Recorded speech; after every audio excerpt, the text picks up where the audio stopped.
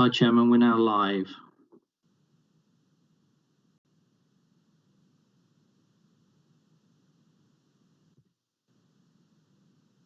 Good morning and welcome to this online meeting of the Corporate Parenting Panel.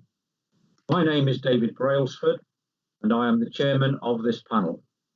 This is a formal public meeting and the audio feed of this meeting is being broadcast via the County Council's website.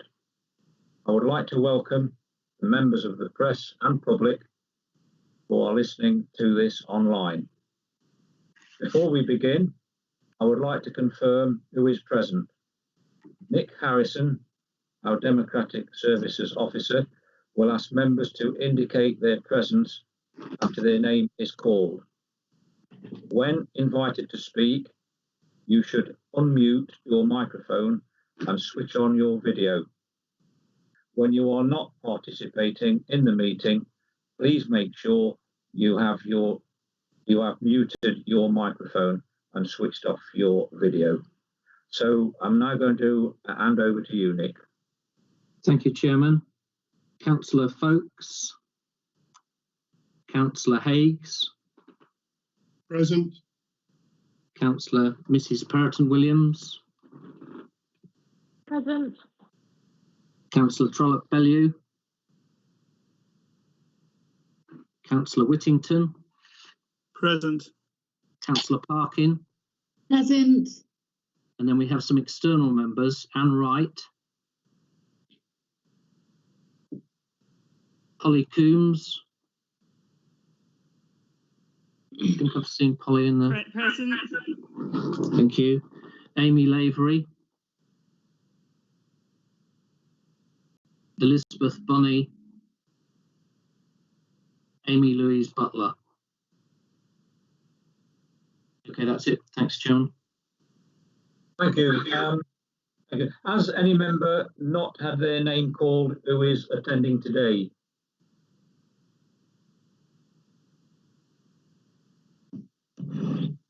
Apparently not, so we'll move on. Again, I would like to ask members and other participants to type speak in their chat function when you wish to make a contribution. And also a reminder, turn off your microphone when not participating in the meeting.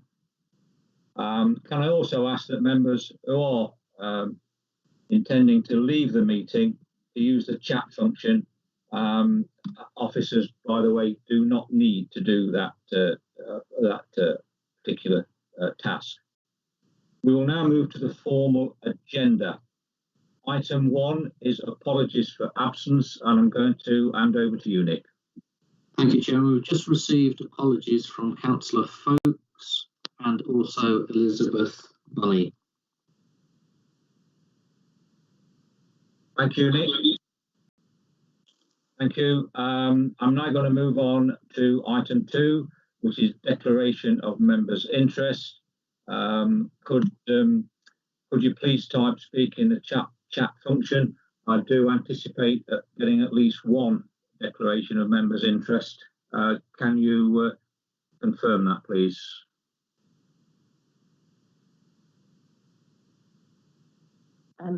Chairman, Councillor Whittington has asked to speak.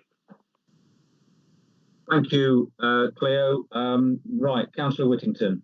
Thank you, Mr. Chairman. It's just my standard declaration that my son is in receipt, my adopted son's in receipt of support from Barnardo's, and I'm delighted to tell you all this has been a success.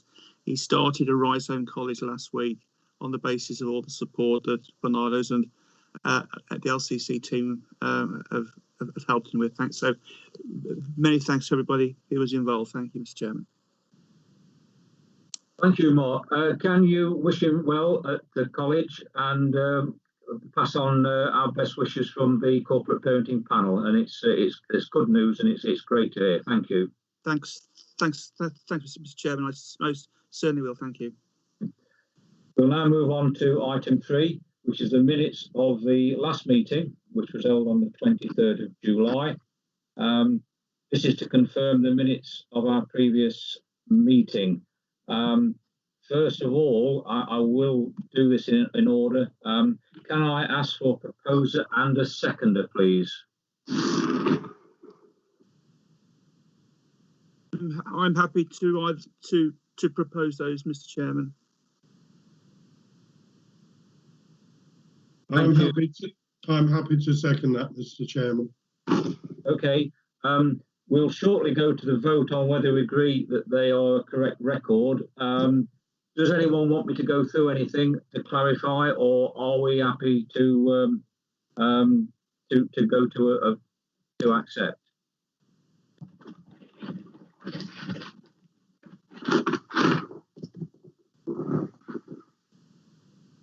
If there is no one wishing to disagree, I'm going to go to Nick, because I understand this is formal and we need to do a formal vote with councillors. So I'm going to go over to you, Nick, please.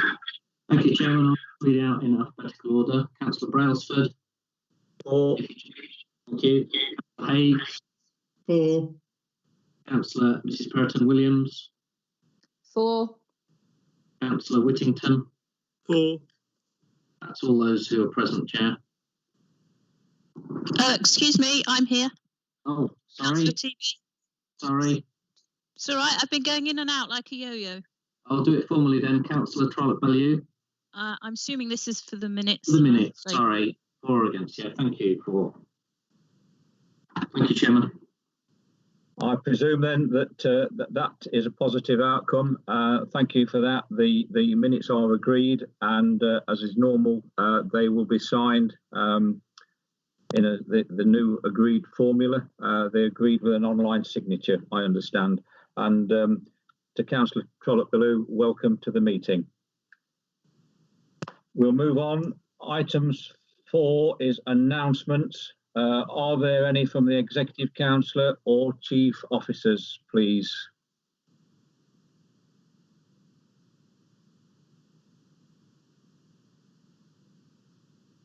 There is silence. So I presume from that, John, that you've nothing to announce at this stage. Okay, and neither do I. So we'll move on and we'll go next to item 5. If you just bear with me a moment, I've just got to pick up the paperwork which is in front of me. So just bear with me a moment, please.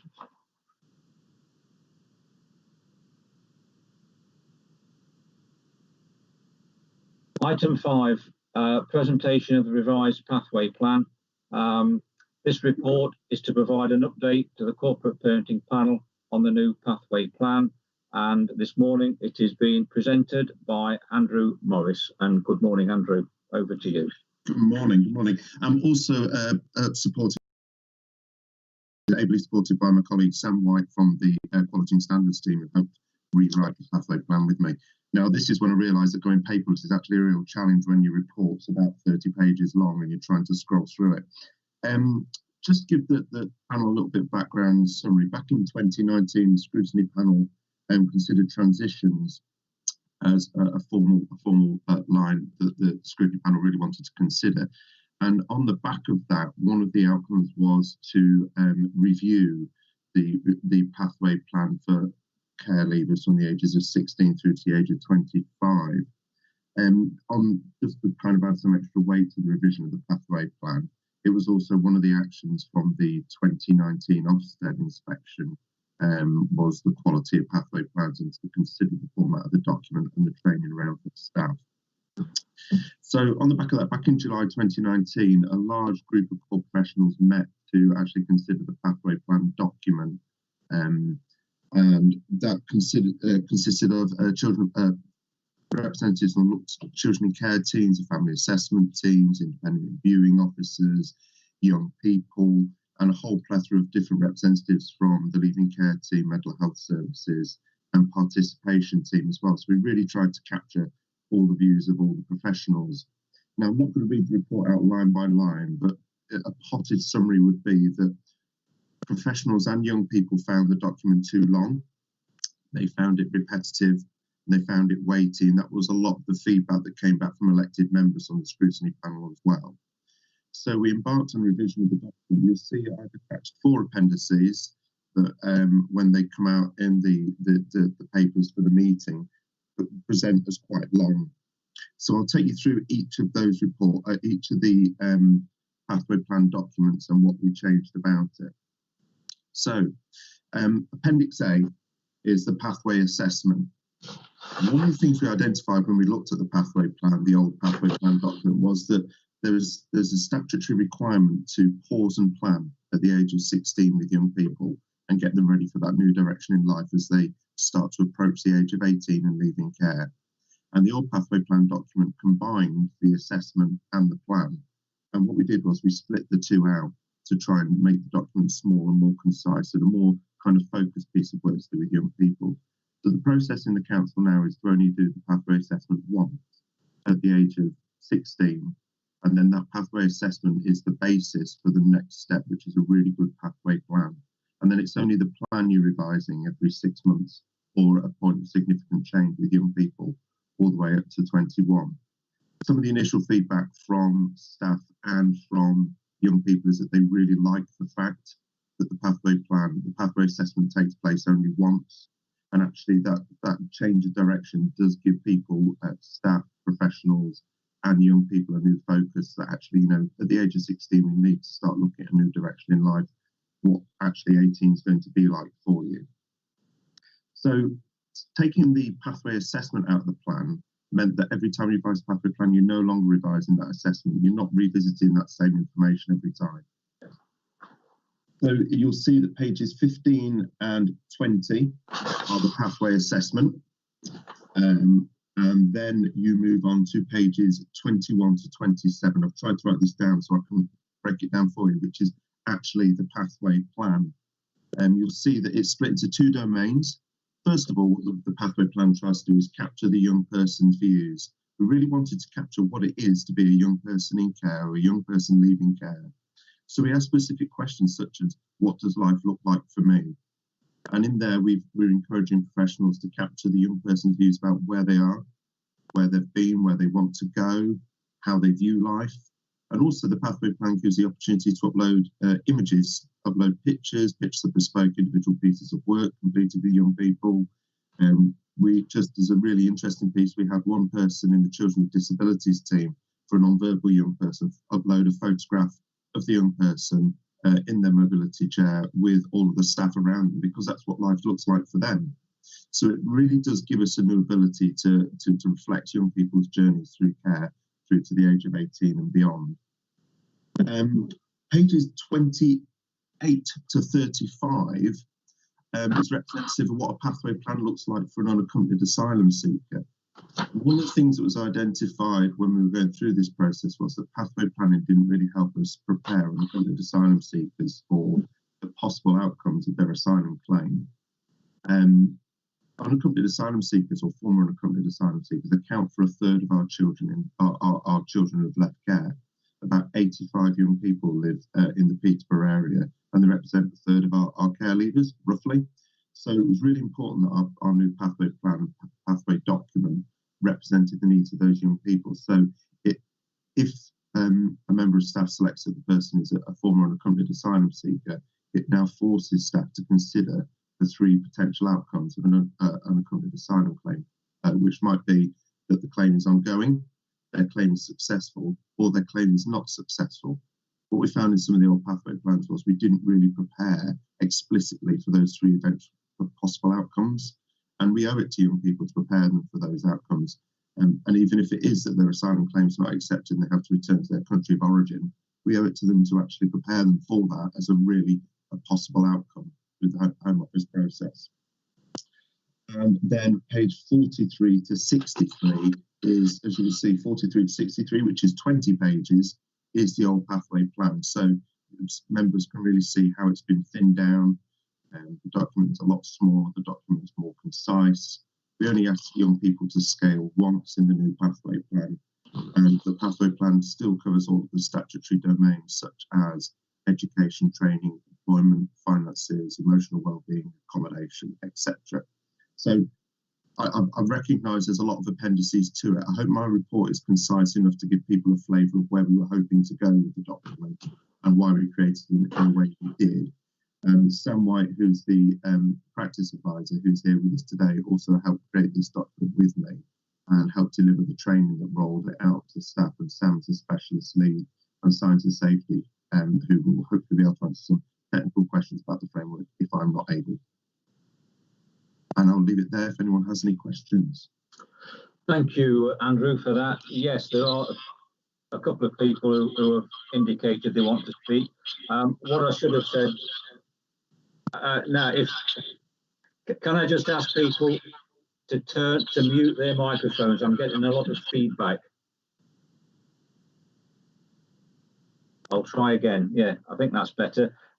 Just going to remind councillors, I should have done initially, if you do like to input, type speak into the chat function, and we'll take questions at the end of the report. And I see that we do have at least 2 councillors who wish to speak. So I'm going to go straight to Councillor Parking. And I think that you were the first one to raise your hand. So over to you, Sarah. Thank you. Morning, everybody. Morning, David. Morning, Andy. I think one of the things that is really positive to see is that we have an outcome here that we can tie up to the scrutiny function of the council. And I think that's really important, that we actually here have an example where scrutiny has really worked and made an impact on the front line for young people. And I think that's really positive. The direct question I've got for you, Andy, is what kind of time, I know this is new, but what kind of review process have you built in to the start of this? Or have you even started that review process now? And have you got any ideas now of any things that you might want to tinker around with immediately? I'm really interested in the differentiation between for the asylum seekers. I think that's entirely the correct way to go, and I support that. And I think it really sets in the minds for our workers what the different pathways are and things that they need to focus on, as well as the young people focus on. Is it available in different languages, Andy? And do we give those young people a choice as to in what language they would feel most comfortable in receiving it, while also at the same time making sure that they do recognise that there needs to be an English version for the worker, I should think. I do wonder if they can have some say in terms of the ownership of it in the long term. Thank you. Okay, so 3 questions in there. First of all, the review process. Yes, we have started a review process. We've already undertaken, Sam, who's here again, has been part of the Quality and Standards team, has been reviewing the pathway plan and doing some audits on pathway plans already.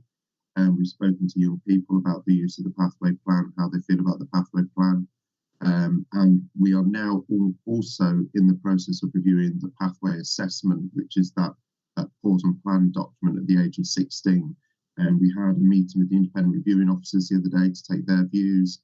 We're going to be taking some views of young people. We've got a meeting this afternoon with managers to take management perspective of the new pathway assessment. So yeah, the review process is thoroughly underway.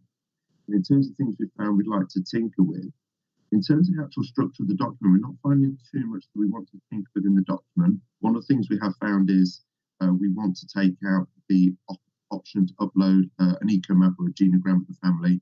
We want to take that out as a choice. We want to actually force staff to ensure that every pathway plan and pathway assessment has a genogram within it. So that's going to become a mandatory requirement. That's what some of the review process found so far. But the majority of that is actually about training and application to get consistent application of how people are pathway planning. And we've identified a couple where there's been some people who've put just kind of one sentence statements within a box, and we're going back and challenging stuff, so that's not good enough. It has to be picked with the young person, etc. So there's been a few document tweaks. The majority of it's been about how we're going to implement a new wrap of training on the back of the audits of the plan and the assessment. And in terms of languages, it's quite fun actually, because myself and John have just agreed a process whereby we're going to be piloting ensuring that every pathway plan for unaccompanied asylum seekers, if they wish to have it in another language, because some of the unaccompanied asylum seekers have got fantastic command of English. If they do require it in another language, they can have that, and we can translate each of these. So that's one of the considerations we're discussing now. Okay. Thank you, Andrew. I'm now going to ask Councillor Andrew Hakes for the questions. Over to you, Andrew. Thank you, Chairman. My questions are very similar to Councillor Parkin's, Andrew. My first question was, has the new document been trialled with people that have gone through the other pathway document, and if they have, are they far more relaxed with the new document? And my second question was regarding asylum seekers and the difficulty, possibly if English is not their first language.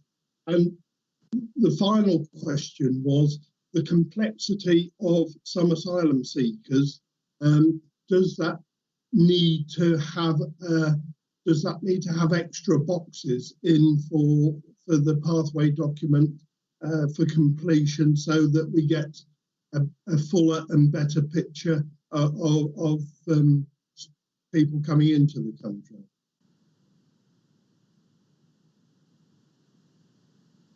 Just unmute myself. So the first one, yeah, we have people that have already experienced the old pathway plan. The vast majority of young people that were within the Leaving Care service now would have experienced the old pathway plan document as it was, and we've now transitioned to the new pathway plan document. And through some of the audit activity with Sam and through some of the participation activity, we've been asking people how they feel about the new document. Young people prefer it. They find it shorter, more concise. They feel, staff feel actually it's a better framework to hang the conversation with young people as well, because the first bits are all about young people. And what the old pathway plan used to do was kind of ask a number of questions to help us capture, to meet our statutory requirements. The young people feel it's more of a conversation now rather than just a document that you have to fill out. So yeah, people are saying they prefer it, professionals and young people are saying they prefer it. And just in relation to unaccompanied asylum seekers, as I said, yeah, it can be translated if they'd like it. And I wouldn't say that I would advocate in putting extra boxes in to capture the needs of unaccompanied asylum seekers. I think that comes down to the skill of the staff. Everything that's there to capture what life looks like for the young person, what their aspirations are, what their best, worst and last has been, if we see the pathway assessment. It's there, and I think this is where the skill of the staff comes in, to make sure that they use the documents creatively to engage that young person in the conversation and capture their views, capture their experiences and capture their background. Because if what we found is in the past, if we put extra boxes in, people say, well, what do I put in the box? Or I didn't have information to put in that box, and people become transfixed on boxes and ticking rather than actually the quality of what they're capturing. So more often than not, fewer boxes is actually a slightly better way to go. And the challenge comes in through the quality and audit process of the pathway plan, the pathway assessment, that continual cycle of training, making sure people are getting it right rather than giving them a box and telling them what to put in it. So I would advocate not doing it, but through the audit process, if we do find the need for additional boxes and spaces to capture the needs of unaccompanied asylum seekers, we absolutely would include it, but we haven't as of yet. Thank you, Andrew. Thank you, Chairman. Thank you for the questions, and thank you, Andrew, on that. Before we move on, I'm going to ask Cleo if there anyone else who's indicated to speak. I've not got anything on my screen, but I just wonder if if there are any other questions. Ellington has asked to speak. Okay. Thank you, Mr. Chairman. I guess the first of my two questions was actually just answered by Andrew and Andrew, because I was going to ask the question about what feedback have you received from the young people and from the staff as well.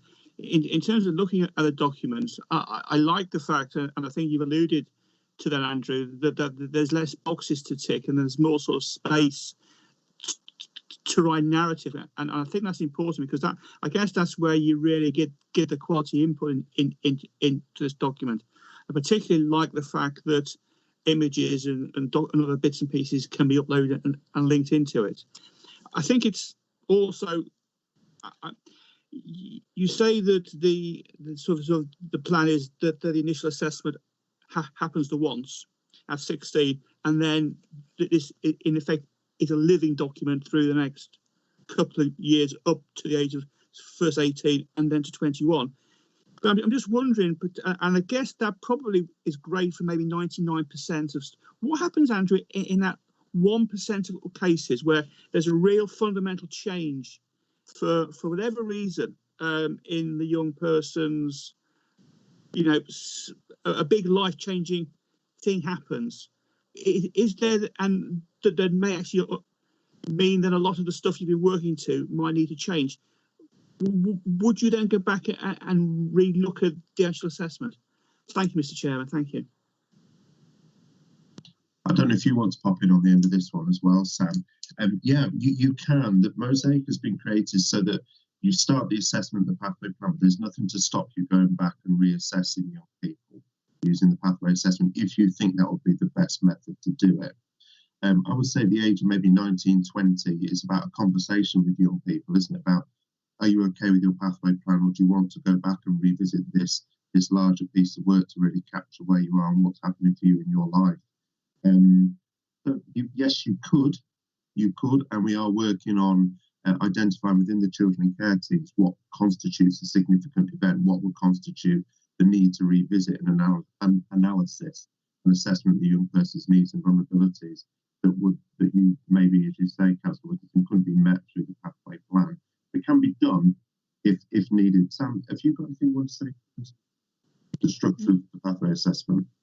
No, not at the minute. There is that option, isn't there, on Mosaic? It does say if there's a significant event, then it would trigger, as Andy was saying, that new assessment. But like you were saying, it's about what does a significant event look like in that respect. A conversation with the young person. Yeah. Thanks, Andrew. Thanks, Sam. Okay. You're welcome. Thanks, Mr. Chairman. Thank you. Thank you. That's a question I was going to ask, Mark. So thanks for saving me that task. Right. Again, if there are no more councillors wishing to speak, I would like to thank Andrew and Sam for the report. I'm just slightly hesitating. I see no one wishing to speak. So again, thank you for that, Andrew. I'm going to propose that the panel endorse the revised plan, and I think the relevant points that have been raised have been answered. So I'm going to ask if anyone dissents from endorsing the plan. I'm going to pause for a few seconds so that they can indicate, and if no one indicates, then we will move on. So now is the time if you're not happy to say so.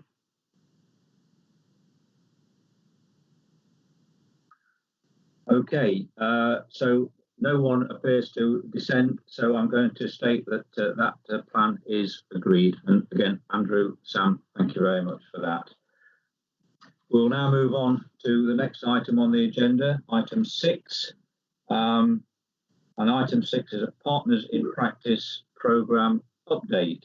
Now, there's been a change to this.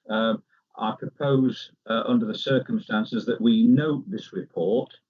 The reason being is that the officer who was going to give the update is unavailable today, sadly.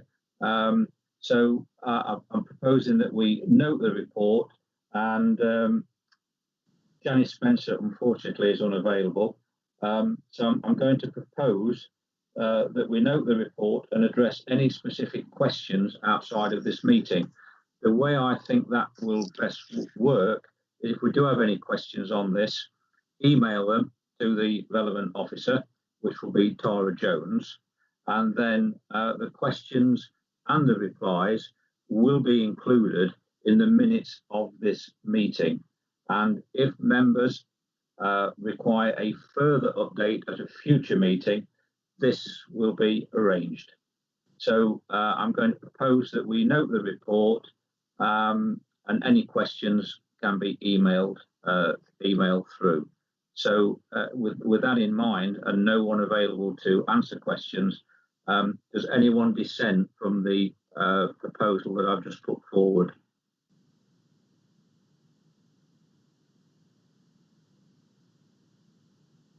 You've all been very kind this morning, so that being the case, I will state that we agree that that will actually take place. Thank you.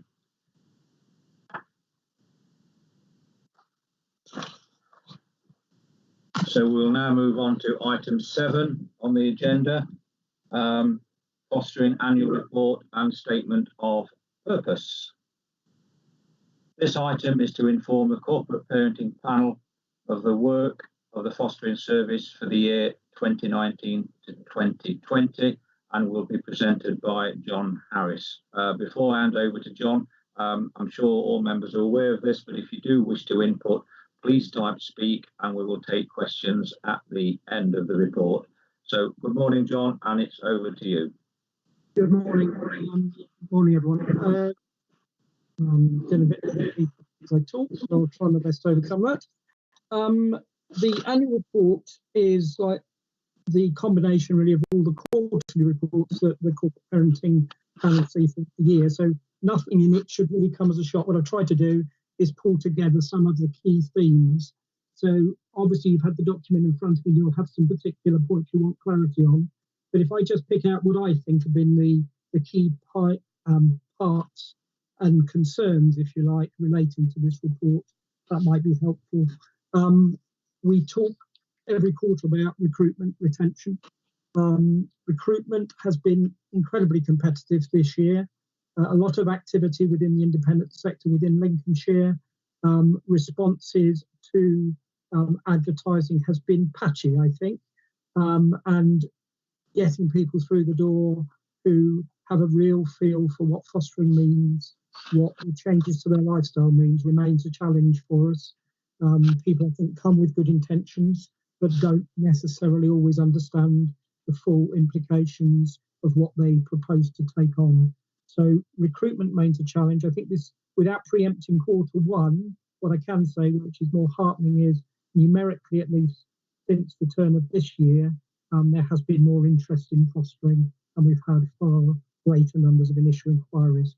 But within this report, the numbers recruited has not been successful this year. We also lose carers through inevitable reasons. I think, as I've said to you many times before, fostering was previously, probably when I first got involved, seen very much as a lifestyle choice for a lot of people. And a lot of our carers have cared for 25 years plus. And sadly, life events overtake, which means that we see quite a lot of experienced people leave. And as I said in the report, sadly, 3 well-standing carers, people who've given a lot of service to the authority and to children, died in the last year. So we can't get away from those demographic issues, which I think remain, which again is something we've had to challenge ourselves with, really, about how we try and overcome that, how we recruit carers who perhaps both are in employment, which again isn't the traditional sort of route. So the focus on retaining carers, I think, has been a big part, really. A couple of years ago, members agreed retention payments to be made to carers based on experience, training, etc. Those have been very well received by the carers who met the criteria. Doesn't mean to say that always people remain, even with an additional financial incentive. So that then leads us on to Caring to Learn. I think the paper that you've just referred to, one of the strands within that is the Caring to Learn programme. Clearly, the start of that was within education circles and within foster care. I think it's been a tremendous success within foster care, and I don't want to take away from what I think will be talked through by Krista later. But clearly within the report, what I've tried to show is all aspects of fostering, from recruitment activity through to support when you've got a permanent child in placement. We have tried to weave into it all of the Caring to Learn approaches. So the Caring to Learn training programme, for example, has been interweaved with our preparation course. It's co-delivered with Rebecca and Krista. So throughout, that's been one of our challenges and successes, I think, over the last year. Getting people to work differently is always a bit of a challenge, but I think it's a very positive thing. And I think, again, if I sort of, beyond this annual report, I think about the COVID experience, the online presence of Caring to Learn, for anybody who's looked at the Facebook pages, can't say that's my preferred way of communicating, but I do look at them occasionally and have been known to actually put some comment on at one occasion. You will see how carers have really responded positively to that. If a carer flags up an issue they're struggling with, then it's really quite heartening to see a number of other carers coming up with other strategic approaches to how you might manage a situation. So again, I think in terms of a community, which is what we're trying to develop within the fostering arena, fostering community, from the moment you step through the door, I think Caring to Learn and that approach has been instrumental in giving us a more positive framework. So those are what I would say are the particular themes that I think are really significant. In some ways, they are annual themes. The recruitment and retention issue has been an issue, will always be an issue, I think. There's a lot of people out there who are looking for carers in the same pond. And the reality is, I think a lot of agencies have struggled. If people followed the press, Peterborough went into a partnership with an independent provider on a 10-year contract. That was cancelled prematurely because, again, I think even the independent provider was struggling to recruit the number of carers and the carers with the resilience capacity to manage some of the complex children needing placements. So I think I'd leave it there, Chairman. If there are particular points I haven't covered or people want me to cover in more detail, then I'll do so. Clearly, what you do get is a copy of the Statement of Purpose. That is a regulatory requirement. We update ours every year, but I wouldn't dwell on any of that because I think the meat and drink of the service report is in the annual report. The Statement of Purpose really just reflects that. Thank you for that, John. I've got 3 councillors who've indicated to me that they wish to speak. I don't know if there are any more, but I'll take them in the order that have come up on my screen. So I'm going to start with Councillor Whittington. Thank you, Mr. Chairman, and thanks, John, for the report. I guess it's encouraging comments that the numbers of people coming forward, it looks like it's starting to increase. I'm just wondering, obviously, it's a question I tend to ask at a lot of meetings I go to. Obviously, the full impact of COVID and the lockdown, we went into lockdown the middle of March, right at the end of the period covered by the report. I'm just wondering what you think potentially the impact of COVID could be on both families coming forward to offer themselves as potential fostering families, but also what the impact might be actually on families out there that obviously, I mean, there's a lot of families now, COVID's put a lot of financial pressures and other sort of pressures onto families. I'm just wondering if you see a potential increase in the number of children who may need to be fostered, because a lot of families that are kind of on the edge in a bit of precarious situation, any sort of issues are caused by COVID might just mean that the children need to be sort of taken into care. Second point is really sort of looking at your recruitment activity on page 79, and from the sort of initial expression of interests from 239 and right down to sort of finally at the end 16 actual families from that, which is sort of just around about sort of 6.5% sort of conversion rate, if you want to sort of in those terms.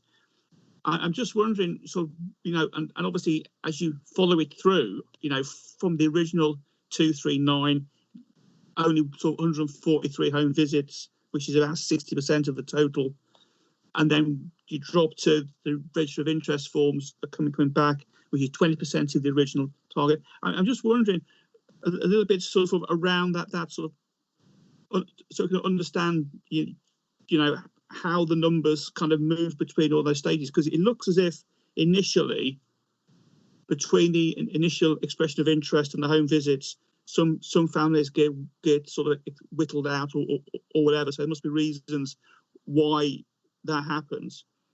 and then trying to understand then from the home visits why, in effect, only a third of those then result in forms coming back. And just a bit of understanding, John, around all those stages would be quite useful.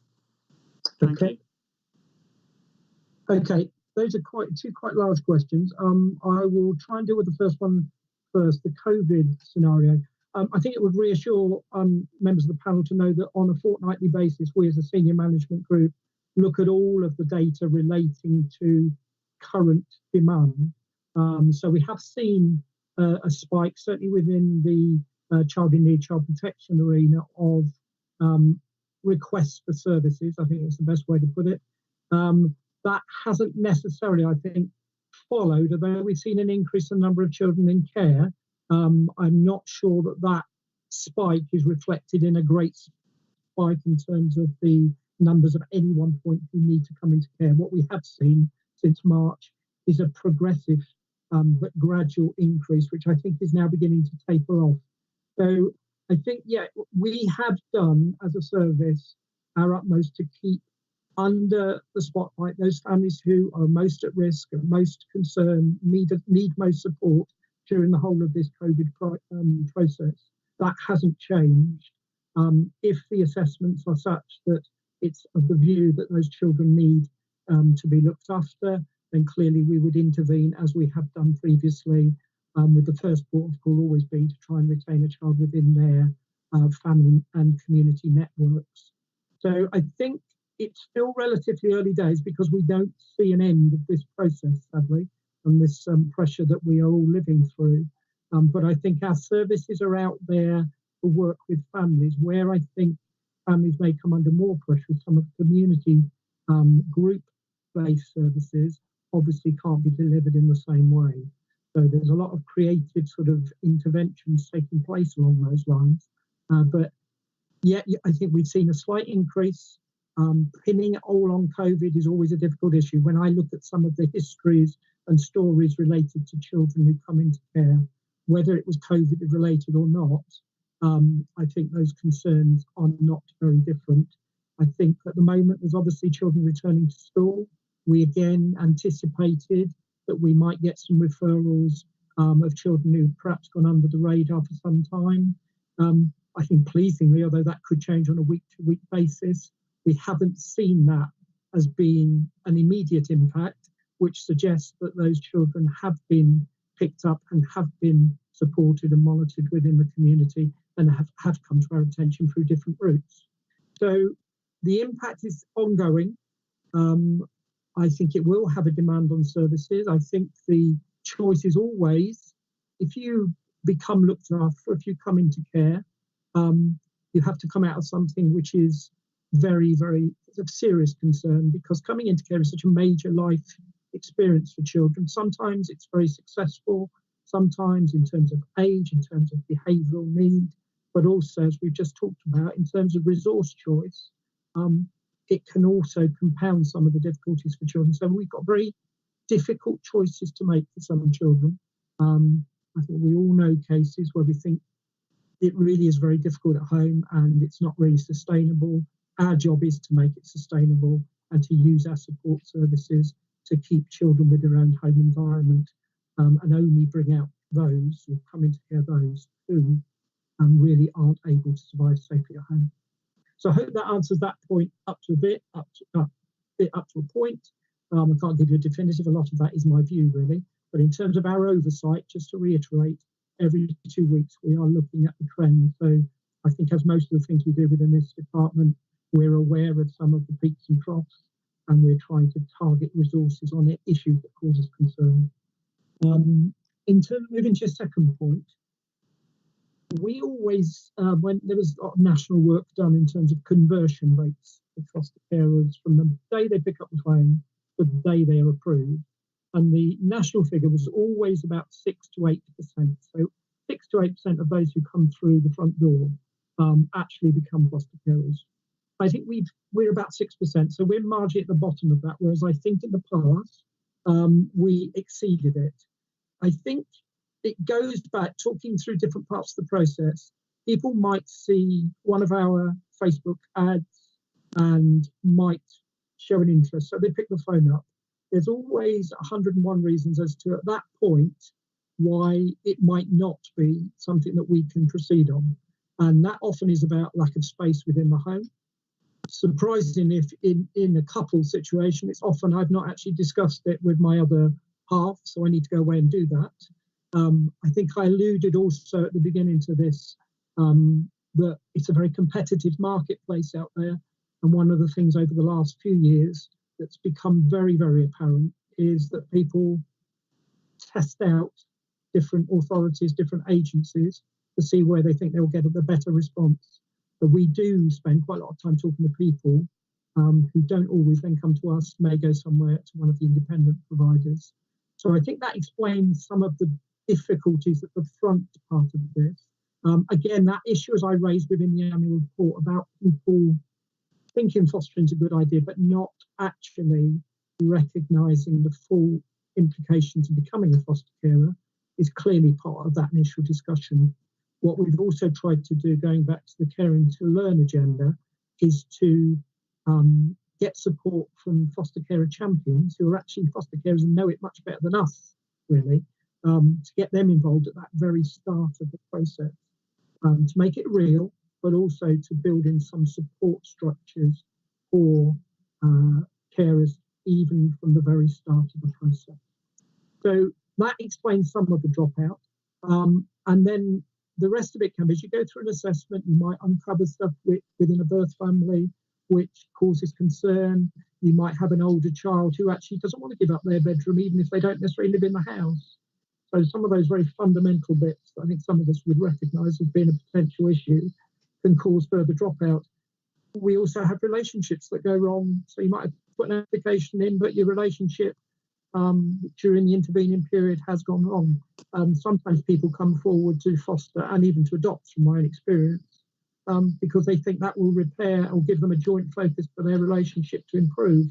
I think we all know that caring for children or caring for somebody else's children will only bring further divisions into that.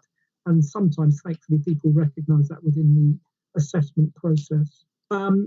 And then the other bit is, at all points, life intervenes. I can think of, I had a very heartening experience for a young man who I took into care 30 years ago, who then came back last year as a foster carer. And he wanted to be approved to take some long-term children, because that's what he experienced as a child in growing up. He got approved and started, and then had a massive heart attack. So tragically, though he's still alive, tragically, that was the end of his fostering career before it started. So, Mark, I think we try to evaluate where those drop-offs are, why we get some of that initial bit wrong. There is no fine science to this. I think what we have tried to do is use modern forms of recruitment activity to try and bring in a broader range of people into fostering. And as I said earlier, that sometimes means we have to work out how, when people are both in employment, we then can make fostering fit with their lifestyles, which is a big shift for us, I think, in that sense. So it's as creative and as responsive as it can be. The dropouts, I think, is a good point. I will go away from this and say that you specifically raised it and take it up with the lead within the recruitment team, because I think you come up with some very pertinent start sort of figures, and I think we need to have a good concentration on that to make sure that next year those figures look a bit better. Yeah, thanks, John. I mean, I know from me, obviously we, myself and my wife, we fostered to adopt, and we went through the process sort of nearly 20 years ago, and it is an incredibly demanding process from start to finish, and it's very, very challenging. I think for everybody, but you've got to get the right people, and you've got to make the right decision, the right choice. So I appreciate that but it's encouraging that our conversion rate, whilst it's at the lower end, is within the mainstream range,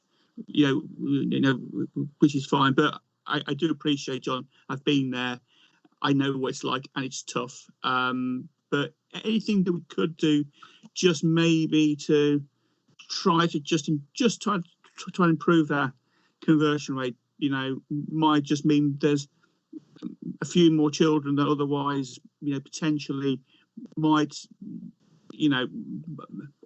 be able to find, you know, a foster family. So thanks, John. Thank you. Thanks. Thank you.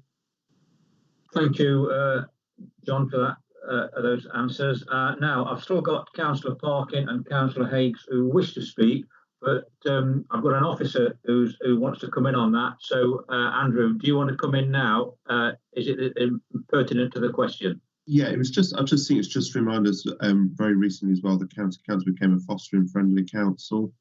And what we're offering now is support to members of staff from within the council that would choose to foster Lincolnshire children.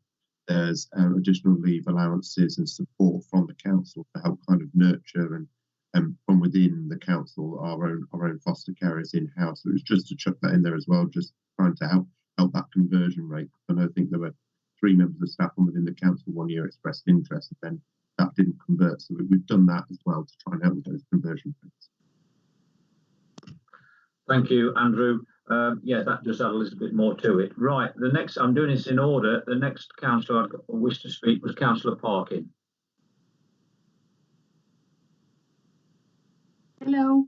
Hello. This wasn't the question that I was going to ask, but just Andy's comment there.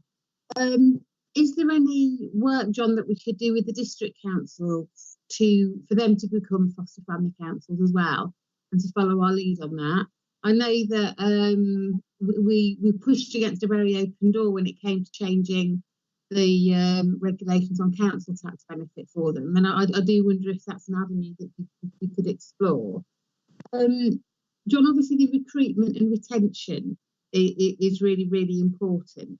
I just want to challenge back a little bit on this issue about those people who drop off.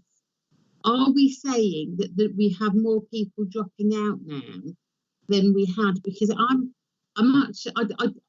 for me, there's a risk that if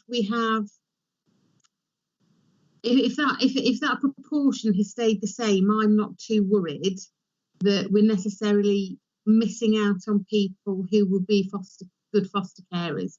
So I'm interested in how that figure is fluctuating and dipping or rising or whatever. Because if people go through a process and find it's not for them, I'm aware that the quality of foster placements is really, really key to this in terms of avoiding breakdown and harm to children in the long term. I wouldn't want our bar to become lower in terms of the standard and of what we're expecting. So I think there's a risk there in us pushing too hard to get more. We do want more, but we want more of the same and more of the best. And so I just think there's a risk there. I'm interested, John, in how in previous recessions and previous economic downturns, how does an economic downturn impact on foster recruitment? And are there any opportunities there that we can exploit, and also what are the risks? Because I can see potentially that there may be both. And just finally, I have remained sitting on both adoption and foster panels through lockdown, and I just really want to pay tribute to the staff who have managed that process, and just assure the panel that in terms of the way panel operates, there has not been a shift in standards or anything. And I really do take my hat off, John, to your teams who have facilitated that. It's been, I think, staggeringly good. I really do mean that. I think, well, it's hard to hear the latter point in terms of continuity. I think in terms of the panel structure, I think that will be here to stay, Councillor Parkin, to be honest. I think that we found that works essentially. And again, I think the commitment that panel members have made to make this work, I think, again, is a testimony to everybody's sort of resourcefulness. What we are trying to do in terms of assessments, though, is, we did go through a patch in the lockdown period when really assessment work carried on, but was done like me assessing you at the end of the camera. So at the very least, we always want one direct visit to a family. So we know where we're going, what the setup is, that it is as people tell us it is. And we are now doing more of that. I think that there's much more flexibility if people are able to deal with people coming into their homes, etc. So going back to the points you raised, I think, yeah, we wanted the county council to be the leaders in terms of the fostering friendly policy. And whether Andy wants to chip into this, I don't know. But it was clearly a forerunner to going to some of the larger employers around who actually say, this is a commitment the council have made to children of Lincolnshire. We're asking you to do the same, whether that be Siemens, whether it be a district council. I don't know, Andy, whether you have anything you'd want to chip in on that specifically, because Andy has led on this paper.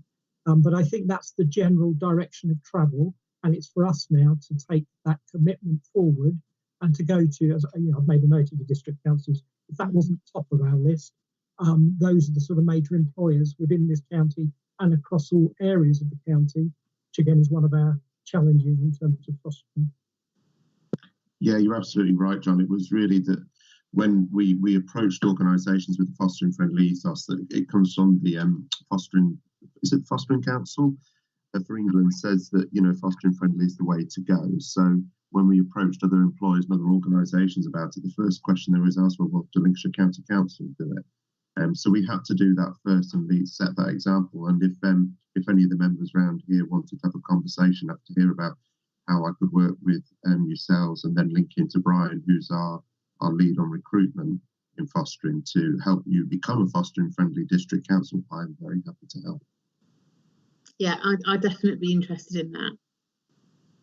So it's really helpful. Going on to your other point about the conversion rate and the figures, there is this dilemma really in terms of you don't want to diffuse people's enthusiasm when they come through that door, but you also know that the young people we're asking families to look after have become more complex. There is no doubt about that. So you've also got to tarnish that with a degree of reality. And it's getting that balance right, which I hope we're doing. I think the whole point of trying to get foster carers directly involved in it means that it's more likely to be real because they know firsthand the children they're working with. So in some ways, given the composition of the children in care that we have, I suppose I'm not surprised to see the numbers have dipped a bit. But that's not to be complacent. I think Councillor Whittington's points were good. I think your points are good. And I will go back to the recruitment team and the team manager and say, if these were raised, we need to have a look at this. We need to make sure we're not missing out. We've invested in retention and incentives to try and make us more competitive with independent providers who are in a position to pay more. And again, the feedback, I think within the annual report, there's some feedback you've seen from carers about how that was welcomed, how positively they view our support that we give them. Those are often the big selling points for independent providers. So I'm heartened by that. I feel a little bit more optimistic that in a year's time, the numbers approved will be greater because, as you've just alluded to from previous experience, during an economic downturn, when there is greater numbers of people seeking employment, fostering allowances become a little bit more attractive. So I do expect that number to go up, sadly, or happily, whichever way you want to look at it, sad from an individual point of view, but maybe a benefit to our children. Whether that is partly behind the increase we've seen already, I'm not sure, but I would anticipate it. But that still wouldn't change our approach. I think the reality is we still want carers who understand it and are motivated for the right reasons. I think money matters for all of us. Money matters for some foster carers more than others for legitimate reasons. But irrespective of that, you've still got to have the right empathetic personality who wants to understand that just because you're offering a bed to a child doesn't mean the child is going to turn around and be grateful. Thank you. Thank you, John, for that. Before I go to Councillor Higgs, who's the next one on the list, I'd like to thank Sarah for the contribution that she's made to fostering and adoption over many years, and greatly welcome that. And it came up on my screen from Councillor Whittington over the foster friendly organisations. What about approaching the NHS? I think that might be of some benefit also. So if we can make a note of that, and then I'm now going to ask Councillor Higgs to come in, please. Thank you, Chairman. John's already answered my second question, which was the economic downturn and how he would expect to see the number of interests increasing. So I'll go to the other question that I had was, during this pandemic, John, have you seen an increase in the time from initial interest being expressed to a successful adoption or fostering? I'm glad I answered one of your questions anyway. That's always heartening. I think inevitably there's going to be a little bit of a lag. We definitely, within fostering, and Anne Johnson might want to talk about this within the adoption report later, within fostering, we would still want to make sure that the people we were putting forward had a chance for it to be the right thing for them and their families. And sometimes when you're working remotely, that is a little bit more of a challenge. That said, it's not, you know, we do have our ambition to do it within 6 months. That hasn't changed. So I would not want, and I would not accept a delay as being an excuse for not going forward with somebody. We are there with our timescales. We are wanting to do it irrespective of how COVID has impacted on us. And I'm not seeing massive drop-offs. Clearly running prep groups, we used to have 20 people in a room. We now do it through teams with smaller groups of people. So again, there are those logistical challenges which mean that some people might experience slightly longer pathways, but that's not the intention at all. Thank you, John. Thank you, Chairman. Thank you. Before we move on, I've got no indication of anyone wishing to speak, but I'm going to ask Cleo, has anyone indicated to speak who are omitted? Yes, Krista Parsons has asked to speak. Okay. Morning, everyone. Sorry, I was just going to actually interject with the same kind of things John said, really, with regard to drop-off, I suppose, because we have increased the access to training earlier on in the assessment process, and the access to support for potential foster carers. We've got a WhatsApp group called Foster Carers to Be, and I think through that we're able to give, as John says, a realistic picture, you know, of what fostering will be for people. And I think that early training is really crucial for that, because, you know, the realities of fostering are often quite different from what people might imagine. And as Councillor Parkins said, if we don't get the right people, then we get lots of placement breakdowns and multiple moves and carers resilience, you know, and all those kinds of things. So we're really focusing on those right from the start of the journey, and even pre-approval as well, to sort of hopefully, you know, in the longer term, make sure we've got the right people who stick at it and who are resilient, and who provide the right people for our schools. And one other, for our children. And one other point about the fostering friendly approach is, obviously we've got our maintained schools, so we're sort of launching that to our maintained schools, who of course are all LCC employees as well, to make sure they know they're part of that scheme. And the other thing we're starting to do is we'll be putting this to all our academy trusts, because obviously they're independent employers, but hopefully they will want to become in line with what is offered to maintained schools as well, and encourage their employees to become foster carers if possible. So we're going down that route as well. Just let me know. Chairman, Yeah, John has you, just Krista. asked to speak as well. Yes, Leo, that come on my screen. So yeah, back to you, John. Thank you. Yeah, just very quickly, I think Krista just touched on something there, which I think has been remarkable, and I think we should acknowledge. Throughout this pandemic, the commitment of carers has been quite outstanding, really, in terms of the minimal number of placements that have ended prematurely, just their overwhelming commitment to the children in their care, supporting them in whatever way they can. And I just think it's important, if you didn't know that you heard that anyway, because that's been our experience. Thank you, John, and other officers have come into that, and thank you very much for the questions. Now, Cleo, do we have any further speakers before we move on, please? No one has indicated to speak, Chairman. Okay, well, thank you for that comprehensive report, and thank you again, once again, for the questions. I'm going to propose that the report be accepted as an accurate overview of the fostering service for 2019-2020. If anyone dissents from that, would they please indicate? I'm just going to pause for a few seconds to see if what that happens. So I'm just going to hold for a few moments.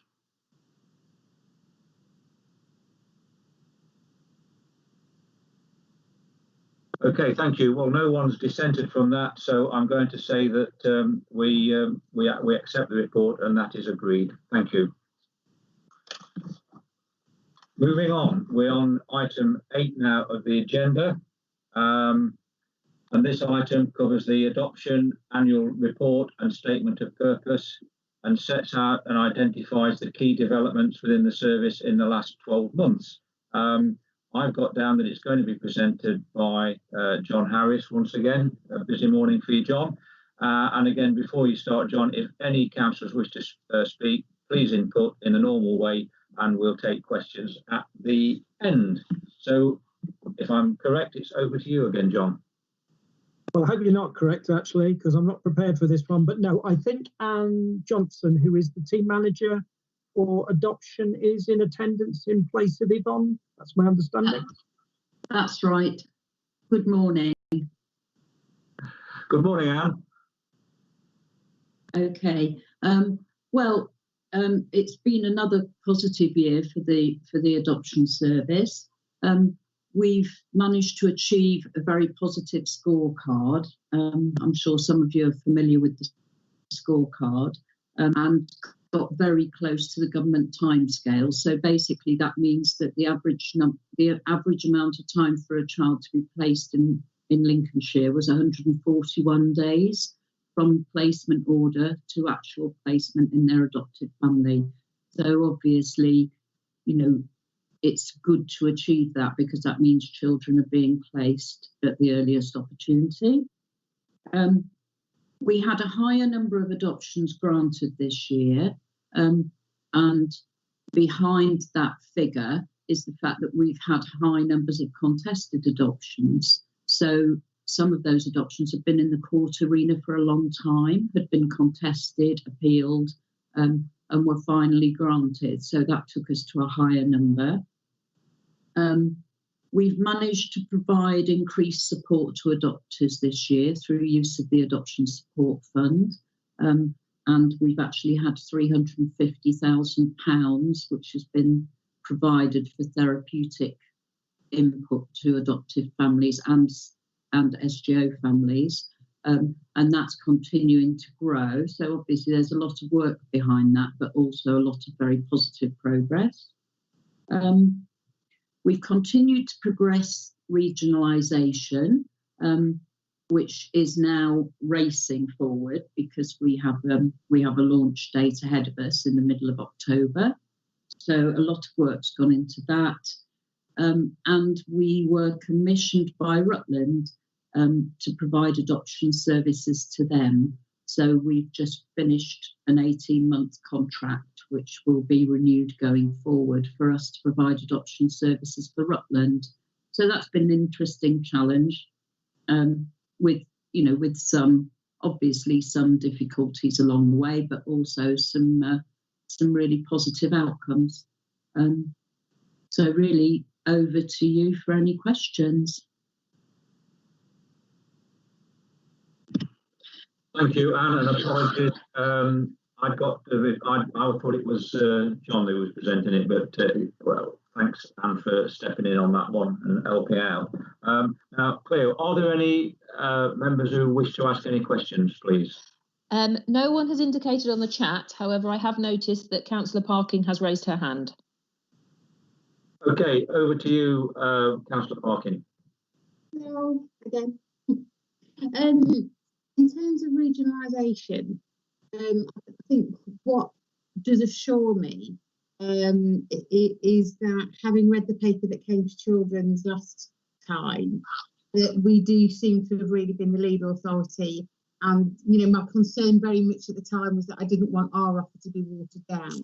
I very much wanted us to be leading it at the helm, seeing us kind of like the advocates for the best practice that that we absolutely are, without a doubt.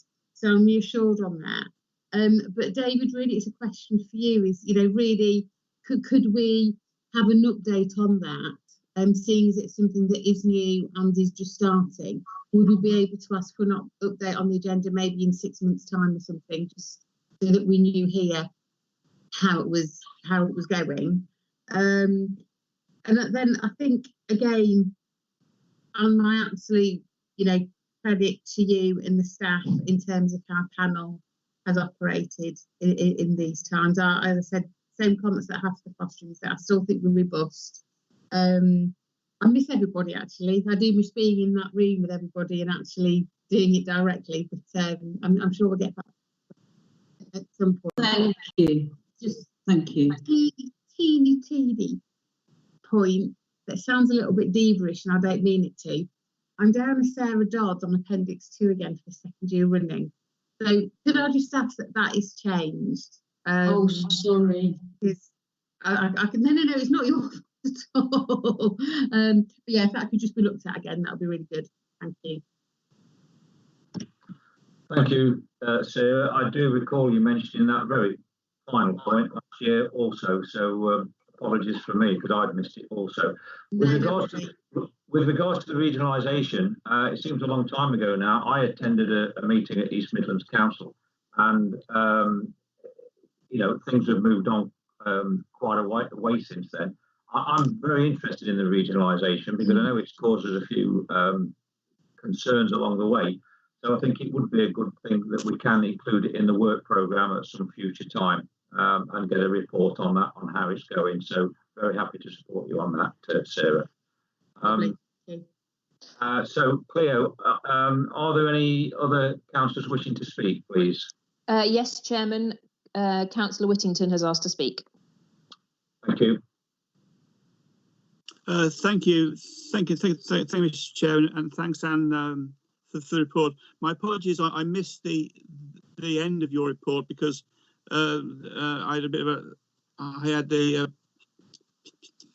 had a dash downstairs. The postman arrived and the dogs were going crazy. So I just wanted to sort of really say as somebody who's been an adoptive parent in Lincolnshire, just want to pass on thanks to all the staff on the adoption team. You know, this time, you know, for all the work that you do for adoptive children. It's fantastic. It really is, and I'm really pleased that, you know, I mean, our time of 141 days from, you know, through the process until the child's adult is fantastic, because obviously I'm aware that I've been there myself, how really important it is to sort of try and get children placed and stable as quickly as quickly as possible. And I'm really pleased that there is the increased support that's going in for adopters, and also the funding for the therapeutic support, because I think one thing that's often overlooked with adopted children, I guess all children coming into care, is the potentially a lot of them come with quite a lot of sort of psychological issues, things that they've experienced. And I've well versed in, for instance, attachment disorder, and trying to understand that, because it affected our adopted son when he first came to us. So I'm really pleased with that. No specific questions, Anne, but just a real big hearty thanks on behalf of somebody who's been there for all the work that the team does, and it's great. And please keep on doing what you're doing. Thank you. Thank you very much. Thank you, councillors. They're very positive comments there, which I can only echo. and I'd just like to add a couple of things there. Quite remarkable. I see 141 days is the average time. It seems a long time when you say it in days, but it's 4.5 to 5 months, and I think that is remarkable in its achievement to actually achieve that with all the hoops that you have to go through and whatever. So I'm going to propose that the panel recommend the approval of the Adoption Service Annual Report and Statement of Purpose. And I would like to give members the opportunity, if they so wish, to dissent. So I'm going to pause for a few seconds and see if anyone wishes to dissent. Please indicate if that is the case, please.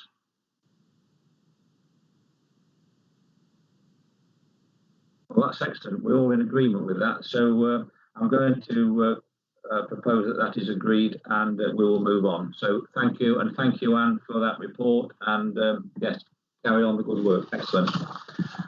Right, moving on. Item 9 on the agenda.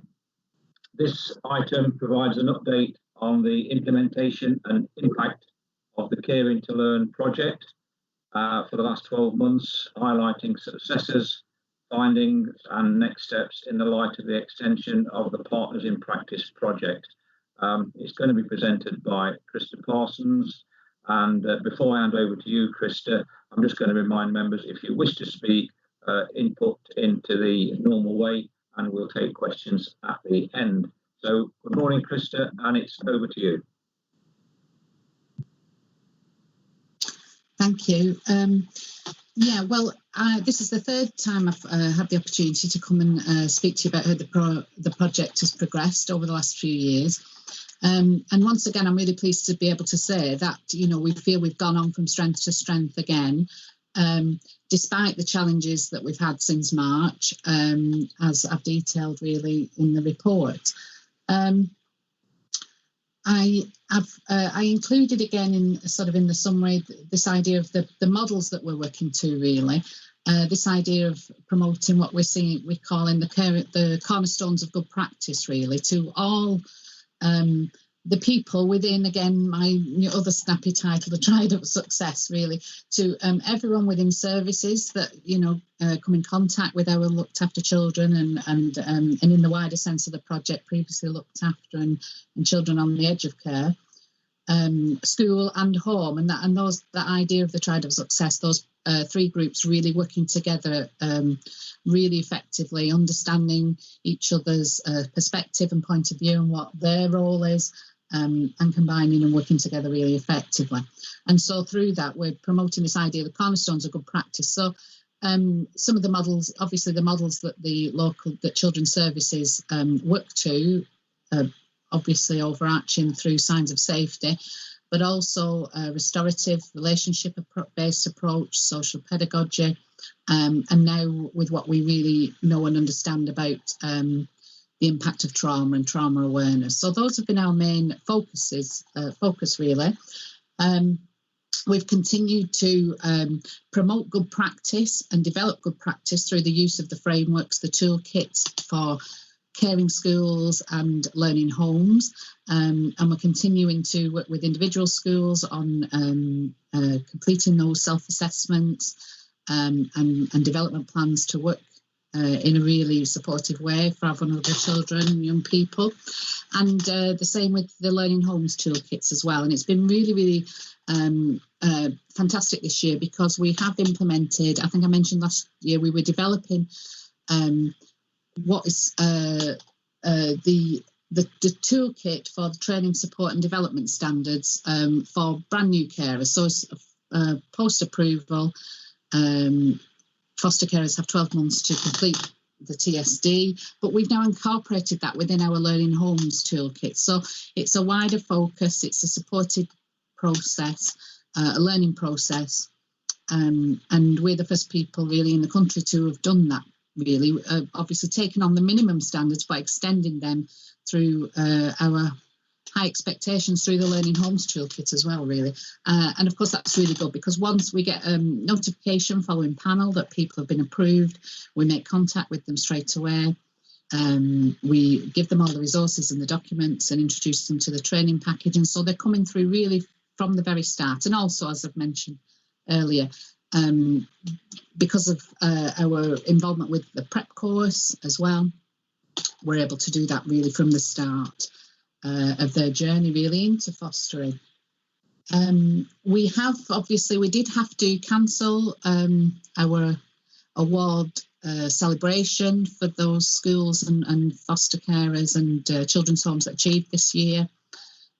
So we have been using sort of social media to announce and make a big fuss and announce that these people have been successful. But we do hope to recognise that at some point in the future and get everybody together when we can, or in some way have a bigger celebration event to sort of, really recognise their achievements in achieving that really high standard of good practice. The Hub Support Network has really developed, actually. As John said, we are able to, offer really good support, I think, to our foster carers, but also to everybody, really, let's say within that triad. Schools, when inquiries come in through the virtual school, we are able to sort of direct them to appropriate training and support. That can be in groups or on a one-to-one basis. We've got foster carer champions who are working really actively. We've got our social media presence, Facebook groups, WhatsApp groups, which are really active. I think Polly's part of our WhatsApp groups as well. And so she's got direct experience of that. And as I put in the report, we've, and John also included it in his annual report, this idea of the fostering hub. The hub is not a physical place, it's just the idea that in all the ways we support our foster carers to provide really good care. There's all different ways so people can dip into, get the support they want when they need it and the type of support that they really prefer. We encourage people to get involved in things they've not done before, and that is proving quite successful. And I must admit that although I've always been keen on technology and utilising it, it's been really a surprise about how positively our virtual offer really has been received. Although some people have a little bit of reluctance at first getting involved, as I'm sure you all have, having to convert to sort of a virtual offer, it's been very, very popular. And has not really diminished what we've been able to do. And as you can see from the learning and development section, I think we reacted very quickly. Actually, we did. I suppose within 2 or 3 weeks, really, we'd sat down and really thought about our training offer and what we could do, and converted most of that to virtual. And actually, since lockdown, we have delivered our training to more people than we have done in the previous 6 months. As you can see, we delivered over 70 sessions now, over 700 people. Because we have been working flexibly, we have been able to offer a more flexible times for people. So we're able to offer daytimes, evenings and weekend sessions, which I know foster carers have received very positively. They've not had to travel, find childcare to access training. And so I think that's been one of the reasons why they have been accessing it more. And we've had lots of new people.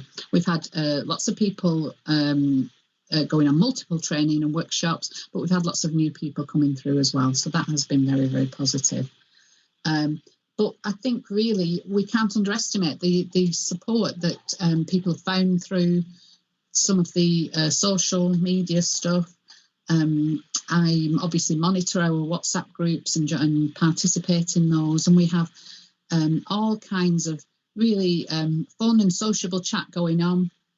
We have people posting, oh, I'm feeling a bit down at the moment, and obviously lots of people speak to them. We've had some people saying, I'm really struggling at the moment with something, and they've accessed support through that group, or then other people have contacted them individually, and really provided this community around them, which I think has been really, really positive. So certainly with that things. And I did send you a copy. I hope you've all been able to see it, of our new magazine, which has just been launched, really, that went out to all carers, again, to develop this idea of a community, and the magazine we're really proud of because it's written by foster carers, for foster carers as well, and so that'll continue to develop with more articles and things like that. But certainly yourselves and other teams and services are being encouraged to contribute to that for future editions of that magazine. I just also wanted to mention some of our work with school, which is really interesting. We were one of the, we've done some really interesting work with our Caring to Read sort of intervention study that we've run for 2 years now, which is really a small scale research looking at, you know, what type of intervention works best to support our young people in school to help them really make that progress that they need, particularly if they are underachieving in the area of literacy and reading. And it has proved to be a really successful approach, and it links that idea of carer, home, school and services working closely together. It's quite a simple and cost-effective intervention for schools to put on, but it does mean they have to work effectively and closely with all those three people. And we've seen massive progress. Unfortunately, this year, we were just about to complete the last session of the intervention. It's a 10-week intervention that schools run.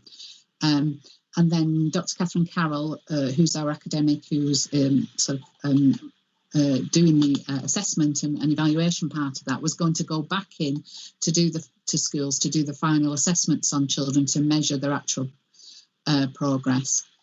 And that we'd have that fantastic data that we had last year for children, some of whom made between 2 and 5 years progress in a 5-month period.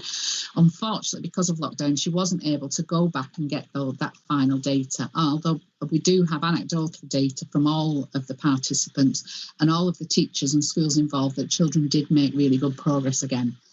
So we're hoping to run that again before the end of this academic year so that we can get that data, get another set of data that really backs up what we know. That approach is really crucial.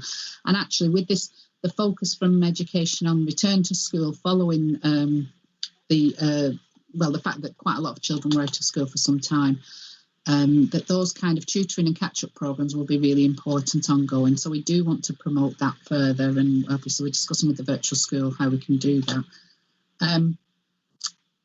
And I think that's everything really. I'll hand over in case anybody's got any questions. Thank you for that. Thank you for that, Tricia. I was going to ask Polly if you wanted to speak, and she has indicated. So over to you, Polly. Okay, sorry, I've got a problem with my camera this morning. Yeah, I just really want to say, having been a carer for many years, just actually the value of the Caring to Learn and how positive all their courses are and practical. You know, there's always something I can take away to put into practice in my home. But also, like with the WhatsApp group, it's everything is positive and encouraging. You know, it's you know, each of the carers can get behind each other and things, and it's been a great way, and especially in this time when things are tricky and we're not seeing people so much, it has been invaluable for us all. So thank you. Thank you for that, Polly. I'm going to tell you what my question was. You just answered it. WhatsApp group, is it positive for carers? That was my question. You've answered it. Thank you very much. Now I'm going to invite councillors. I've got Councillor Parkin and Councillor Whittington, so I'll start with you, Sarah, please.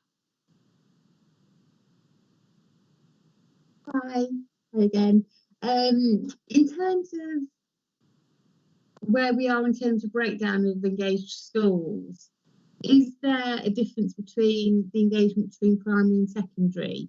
And have we any idea of how it impacts in terms of a young person who has had a school who has signed up, who then goes to a secondary school that isn't signed up? And is there a way of making sure that if there is a problem getting secondaries engaged, that they are aware of how this would help somebody with a young person with their transition from primary to secondary school. And also, is there anything that we can do as councillors within our localities? Are there any kind of like geographical cold spots, if you like, within Lincolnshire that might require some direct, not intervention, but engagement from a member point of view? Can we help, basically? You're right. There are more primaries involved than secondaries, and that has been since the start. However, we have had a growing interest from secondaries. So we've got 3 now that are actually accredited, and more. I think we've got 5 now who are involved in different training activities and are working on their portfolio. I don't think there's a particular geographical sort of cold spot now. We do seem to have a good spread across the country, but I would say that secondaries are and need to be quite a big focus, because what we do find, and you probably have experience of that, is that, you know, children are well supported in primary in a smaller environment, in a closer knit community, and then do have some difficulties in many cases going into a bigger organisation, sometimes, you know, with wider spread. Although we do have really good examples of really good support in our secondaries and pastoral teams working really hard.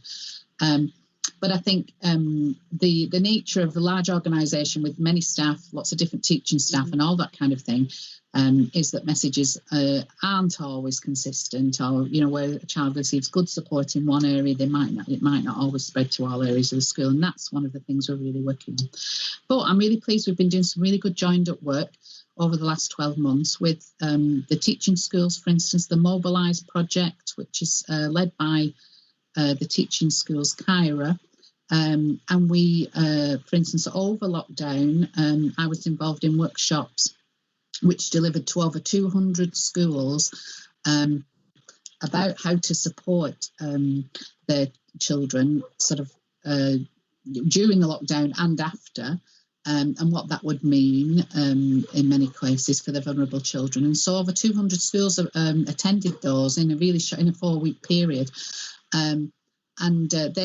And there was a high proportion of secondary schools attended those as well. I would say it was probably 50-50. And so that was a really good opportunity to get the same messages across to secondary, and we're going to continue doing that.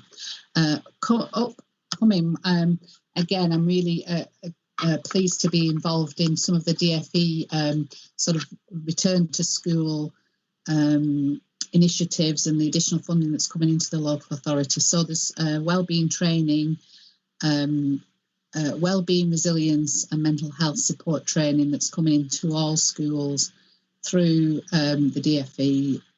I think it is called Return to School Post-COVID.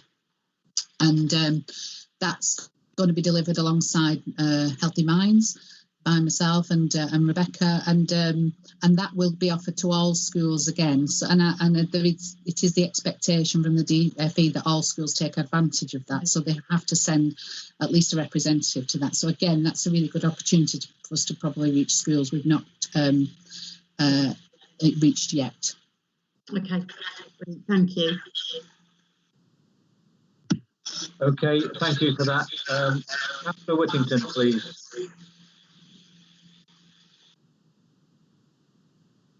Oh, hello, hi.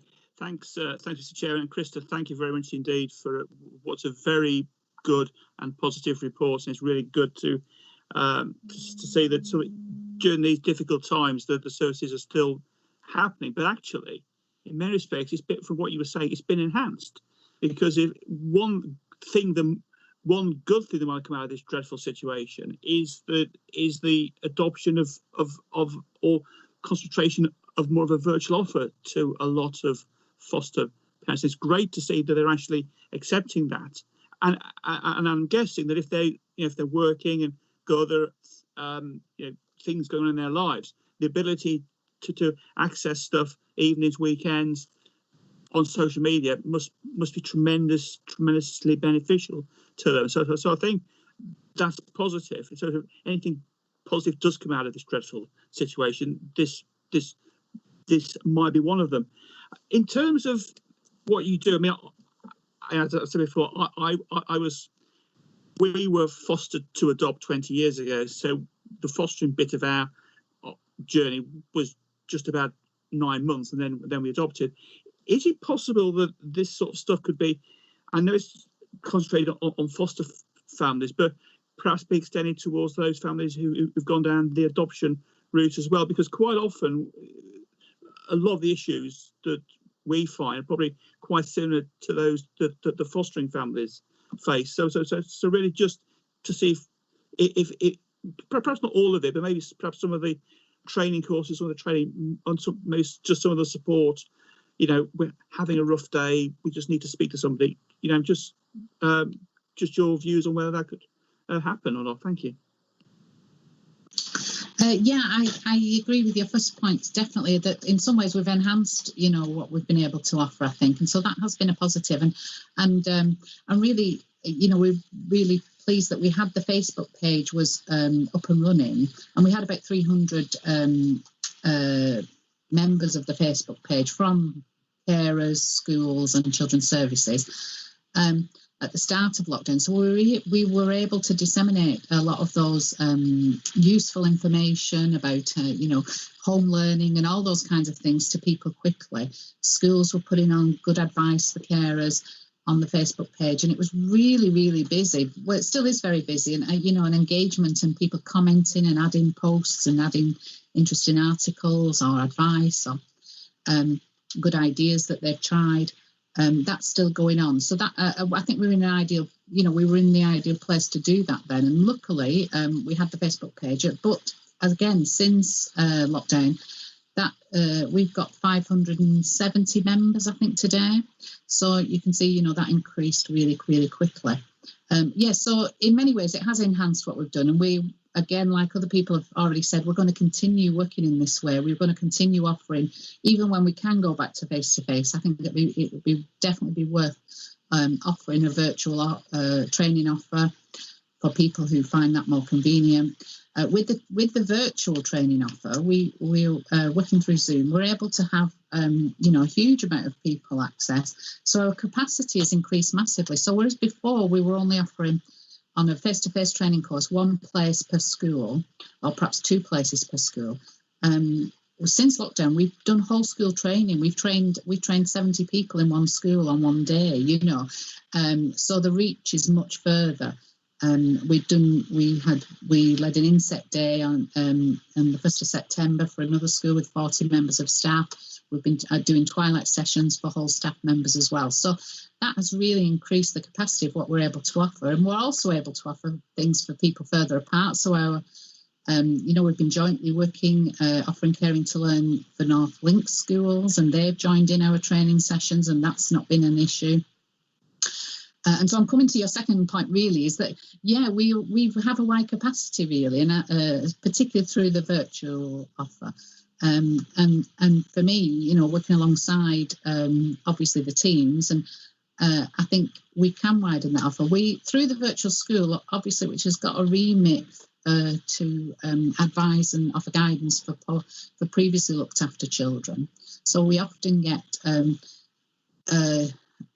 a request from schools for support about supporting children who are under a SGO, or supporting carers, grandparents, family members.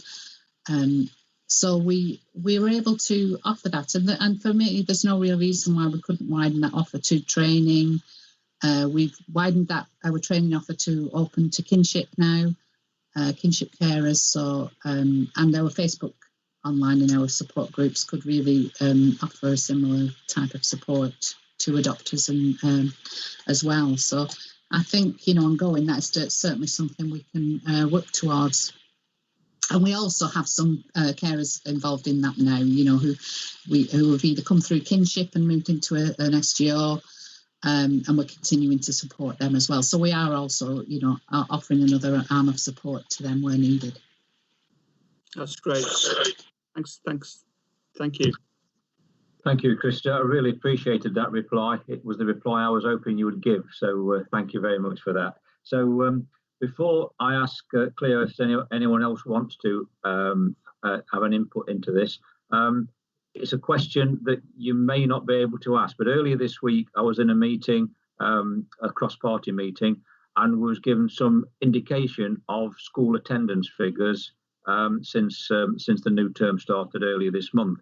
And it varied slightly from day to day, between 85 and 95% across the schools as a whole. Do you, Krista, or does any other officers have any figures for children in care? Are we seeing a similar return to school for children in care, or is it higher? Is it lower? Do we have any figures for that? I don't know if anyone can assist on that. But Chairman, if I may, I would like to know. Chairman, if I may, just come in on that. Historically, our children in care have attended more regularly than non-looked after kids, and that certainly has been the case through the COVID period from March through to July. I don't have any specific data as yet, but we are working on that at the moment. That the virtual school is monitoring the kids, and we have had a couple of instances, but only a couple out of the 370 odd kids who are statutory school age. We've only had a couple of issues getting kids back to school, predominantly around issues of concern for foster carers or kids who are really, really ill. That's been the only bar that I've seen so far in terms of kids returning to school. So in essence, we have returned to business as usual, anecdotally. I will have a clearer view of that, though, over the next couple of weeks when we actually get the data and drill down into the data. I do think also that we need to have a little government help warning around the data from schools at this point in time, in that it's not very accurate, and certainly the DFE returns are a little all over the place, to put it mildly. So I think this is a position whereby anecdotally we're fairly clear, well, at least we've got a fair understanding that the kids have gone back, but I'm not sure of the accurate data at this point, but we'll have a clearer picture probably towards the middle of the term. Thank you, Kieran, for that. Yeah, I think I was probably slightly premature with the question, but it's something that we need to know, I think, at some time in the future. And thanks for your input on that. Yeah, and it's absolutely at the forefront of my mind as well. Yeah. Thank you very much, Kieran, for that. Now, before I finalise this item, are there any other members that wish to speak, please, Cleo? No one else has indicated that they wish to speak. Okay. Well, I'm going to propose that the panel endorse the work of the Caring to Learn project. And does anyone dissent, please indicate. If not,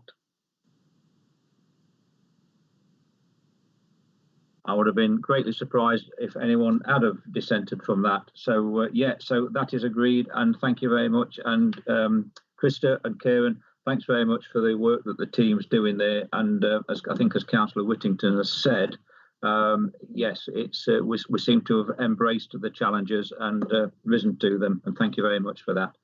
So we'll now move on to the next item on the agenda, and I can't find it, but I know it's item 10. Just bear with me a moment, and it's the Q1 performance report for children in care. This item provides an update on the key performance information for Q1 for children in care, and will be presented by John Harris. I hope I'm right this time. John, over to you.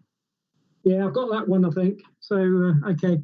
I wasn't quite sure the commentary fitted with the performance figures at the end, and it's those bits I was going to sort of concentrate on, really. Those are the 12 items that we sort of submit quarterly sort of updates on.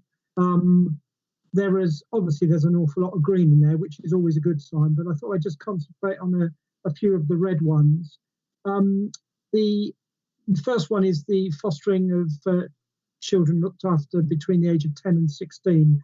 That figure has fluctuated around 80% for the last year or so. And I think it really does reflect the very different composition that we've got of children in our residential homes, children who have really struggled to survive in a family environment. And we've seen some of our average ages of children in our own in-house children's homes and external children's homes dropping to probably 10, 11. So that, I think, explains some of that. People coming forward to foster that age group, I have to say, is always a challenge. And we go back to the discussions we were having earlier. But 80%, I think, is where I feel I would want that figure to be. And that talks to that. The stability, the second one along, or third one along, where it says stability of placements, again, that looks fantastic. I think it ended the year at 7% last year. It is a cumulative figure, so it's about those children in first quarter who've had 3 placement moves. So 1% won't be the end of year forecasted figure. That figure will sadly increase. Nationally, you're looking at 10% as the sort of quoted figure for children who have 3 placement moves within a year. The next one along is about stability of placements for those in long-term care. And I have to flag that up because it's green. For too long that I've been doing this, it's been red or it's not been where we wanted it. Again, not to be complacent because it only takes 1 placement to end in an unplanned way for that figure then to be changed and revert back to red. But I thought I'd dine out on it while it at least looks better than it usually does. The 2 red figures related to health. I think you probably would guess that the dental check in particular is going to be a challenge. Clearly, from our own personal experiences, although I think Councillor Higgs has got a dental appointment, I know a lot of us won't have had dental appointments for some time, and that clearly impacts on the availability for children. We just need to monitor that very, very regularly, talking to health colleagues about anything we can do to improve that, but I don't see an immediate change to that. Immunisations are being monitored on a monthly basis by, if Liz was here, Liz Bunny was here today, she would talk to that. And we are coming up with solutions to get those remedied. I think it's now felt that with schools going back, that might be more easy to identify and administer. Within the group, within those who don't have immunisations, our second largest group of children who come into care are 16 plus. Some of those will have very sketchy histories and be very reluctant to engage around immunisations. So again, that will always put this figure into slightly different perspective. And then the care leaver one obviously is a significant concern. Certainly, I think within the climate as we are at the moment, and with growth in youth unemployment, we have to be under the pressure that will come on. Andy, again, I don't know if you could add anything specifically to that. You could reflect on the class scheme, which I think has survived the pandemic.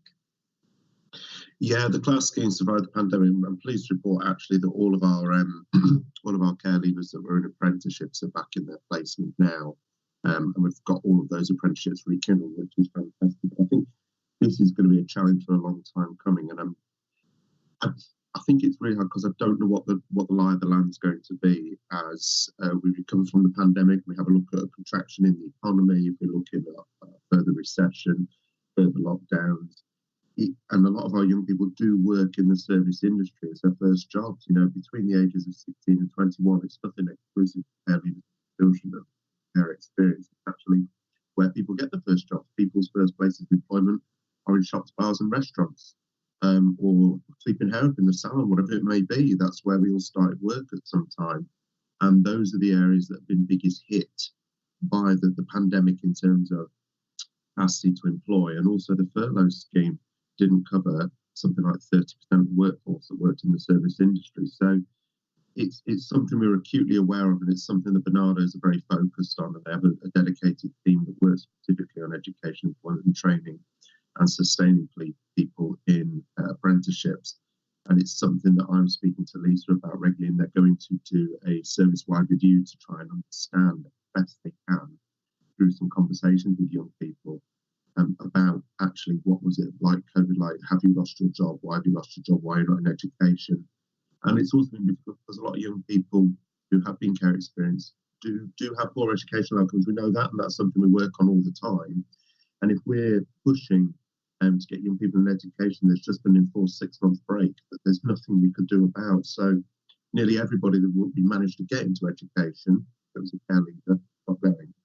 Then you've got to rekindle that motivation. So I think Nationally, there's going to be a decline because of the external factors, but then there's a kind of the personal individual factors within young people that we'll have to focus on a case-by-case basis with their leaving care worker and their social worker to get young people motivated and back into education. It's just going to be a steep hill, and I still advocate that we keep our target at 70% because I think we need to be aspirational.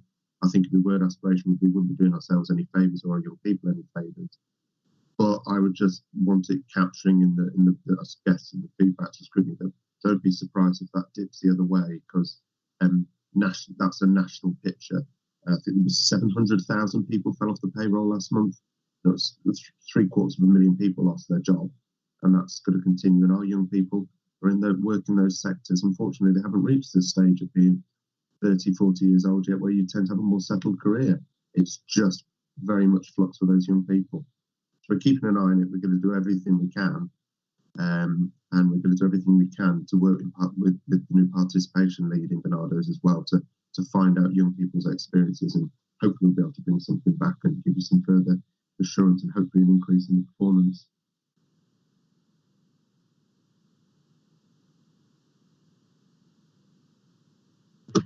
I'll unmute my microphone. Thank you for that, Andrew. John, was there anything else you wanted to add before we go to questions? No, I think that's that was the conclusion, really. Okay, thank you for that. I've got two councillors wishing to speak. In order, they come up on my screen. It was Councillor Whittington first, please. Hi, yes, thank you, John. Just a couple of bit of information, just a little bit around the two reds, looked after children with an updated dental check, and the one next to it about the up-to-date routine immunisations. I know from my own personal experience that if a child does go into care, sometimes it is difficult because we had it in identifying sort of our son's dental history and also his immunisation history. So I'm just wondering if the reason for the performance not being met, is it due to sort of children who come into care and you're still trying to establish their dental history and their immunisation history, or is there some other reason as to why they're not achieving the target? Thanks, John. Thank you. Yeah, I think there's always a bit of a challenge with that, but I think in terms of our health colleagues' oversight, they can usually fill in the gaps in terms of immunisation history. I think the reality is this has dipped at the point of COVID because of people's inability to access dentists and health services as simply as we used to. I would anticipate, given certainly in terms of the immunisations, with the children looked after health teams' oversight of this and their monthly scrutiny of it, that they will come up with some solutions to the immunisation aspect of it. And certainly Liz Bunny was confident of that. I think the health access for a foster carer is going to be patchy, and I think it is going to return slowly. I think some practices are now beginning to see people, but I think this has been prejudiced by the fact it's been very, very difficult, nay impossible, to see a dentist over the last 4 or 5 months. Thank you for that, John. Thank you. Yeah, I've experienced that myself. So yes, we agree with that one. Over to it's Councillor Parkin, please. Hi again. In terms of what we're looking about care leavers in employment, education, training, I totally recognise the challenges, and it's so hugely complex, particularly now. What's coming into my mind is some of the work that's being done in terms of economic development, tourism, training, in terms of the hospitality sector from the district council's perspective, in terms of where their economic development drivers are looking towards, and whether there is a way of tapping into some of the existing work that's going on. And for example, I've just chaired a scrutiny panel on East Lindsey about tourism and economic development, and that, one of the key drivers there is about training. And I just wonder if, you know, are we as a children's services talking to those economic development teams at district? Are we talking to the GLEC? Are we encouraging, because you know, the beauty of everything that we do, I think, in children's services is about harnessing partnership. And I do just wonder if now is the opportunity to harness some more to kind of push forward what is a really complicated position. I think it's helpful in terms of your feedback to us. I think we have put this on the agenda across the council. We've obviously had the apprenticeship scheme within Leaving Care for a long time, which has tapped into a range of resources providers across the county. But I think, again, going back to your earlier point in terms of partnership and the fostering friendly approach, that relationship, which I know Andy Morris has built in terms of the care leavers themselves, that's something we can go away from this meeting and we can determine how we take that forward, because I think it's helpful.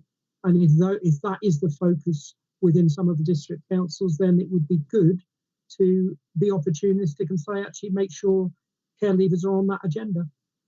Yeah, definitely. Thank you for that, Sarah. Yes, an interesting point that I think that's something that we can explore, definitely. There is just one small thing, and I raised it last year and it's cropped up again. On page 191, where we've got the 12 indicators, it does head it as the corporate parenting subgroup. I think we finally got rid of that title some time ago, and we're now the corporate parenting panel.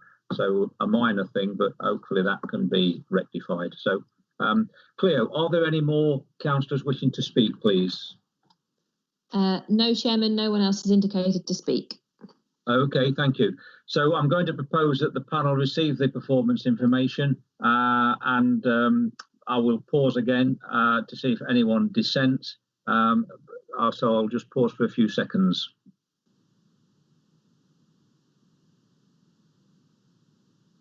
No, so that is agreed.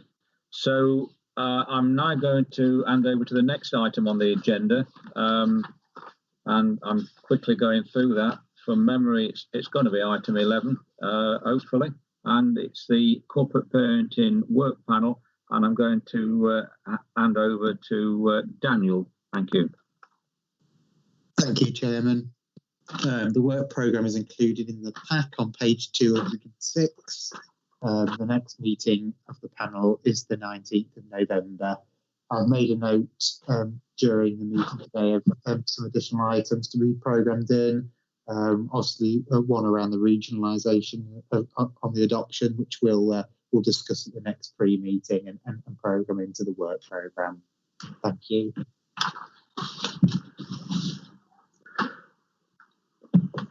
Thank you for that, Daniel. Yes, I think the regionalisation, we will discuss it at the next pre-meet, but the next meeting, November, might be too soon for that. But I'm very keen that we do have a report on that for the panel. Thank you. That now concludes the business of the meeting. Thank you for everyone for your attendance. You may now leave the meeting by using the red phone icon on the taskbar to end the call. Thank you.